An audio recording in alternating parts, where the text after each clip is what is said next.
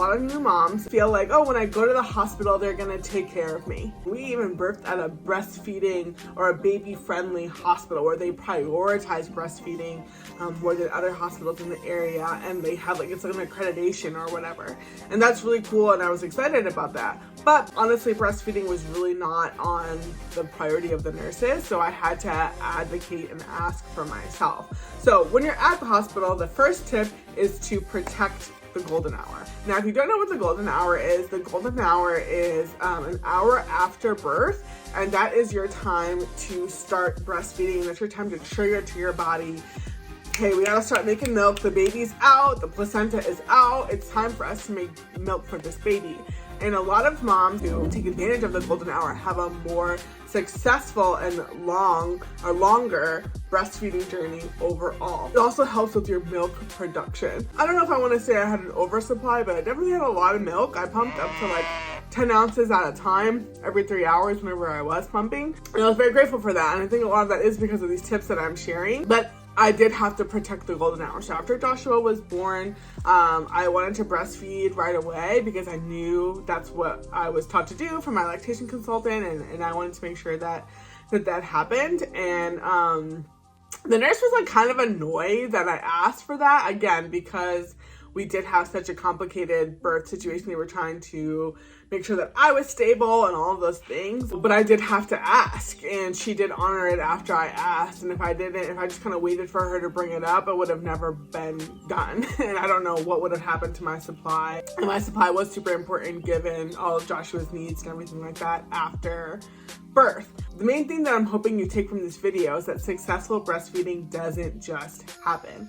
It's something that you have to be extremely intentional about. So all the way down from, pregnancy, at the hospital, and beyond. Focus on what you can control. So even if the nurses don't bring it up to you and they don't, ask you, hey, do you want to breastfeed now? Like, you make sure that you say it. And this is another reason why it's important to have a supportive spouse or even a doula can help you in this situation, because if you've gone through your birth plan with them, they can advocate for you if you're not able to advocate for yourself, like if you are just not available due to medical situations like how I was. I wasn't unconscious, but I was not well, able to kind of speak, and I was very out of it because of medication. And Joshy was with us for a little bit right after birth, but then he was taken to the NICU, and we did get an opportunity to latch when he was with us for a few hours, but I barely remember it. But yeah, so do everything you can to protect the golden hour because it really will help your milk production and start that colostrum flowing and glowing. The fourth tip, which you want to make sure you're doing at the hospital to prepare for successful breastfeeding, is to ignore your senses.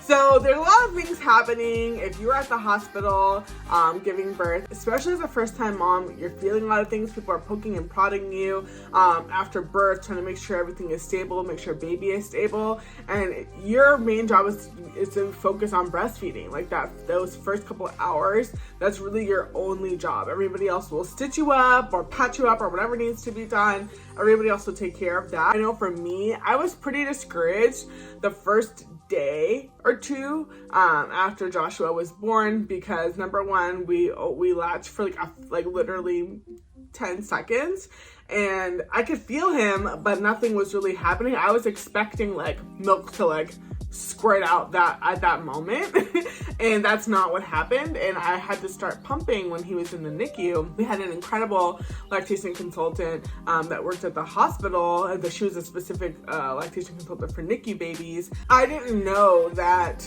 there wasn't really going to be any milk to see, if that makes sense. That's why I say ignore your senses. Ignore what you see, ignore what you feel, because you're gonna feel weird things. It's not gonna feel normal by any means, but it's actually so incredible how babies know what to do when it comes to breastfeeding. It's just natural for them, and their eyes are closed, they don't know what's going on, but they can feel around their little mouths.